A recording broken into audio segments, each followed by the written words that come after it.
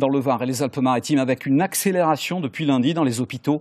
81 personnes sont ce soir en réanimation ou en soins intensifs au total dans les 2 départements, c'est-à-dire 26 de plus en 3 jours. Le chiffre est vraiment impressionnant. En grande majorité, ce sont des gens non vaccinés. Et c'est pour cette raison que l'Agence régionale de santé a déclenché le plan blanc sur toute la région PACA. Concrètement, ce plan, qu'est-ce qu'il signifie pour un hôpital? Exemple Antibes avec aujourd'hui Pascal Varnier et Denis Pardano. 20 patients Covid pour 11 lits, le centre hospitalier d'Antibes est déjà en surchauffe. Le plan blanc est réactivé pour faire face à cette 5e vague.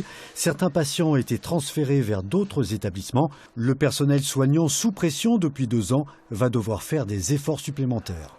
Alors, on ne rappelle pas de personnel en vacances à ce stade, on est plutôt dans une organisation interne qui permet aujourd'hui de faire face.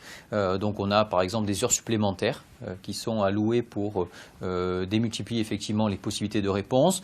L'important c'est de tenir dans la durée. Cette crise sanitaire, elle est longue, c'est une 5e vague dont on ne connaît pas la fin, donc il faut pouvoir avoir aussi une logique de tenir compte de ces facteurs d'épuisement. L'épuisement des soignants, c'est justement ce que dénoncent les syndicats. Une manifestation organisée le 7 décembre soulignait le malaise ressenti. Il y a énormément d'arrêts maladie à cause des conditions de travail qui se dégradent et on en arrive à fermer des unités de soins par manque de personnel.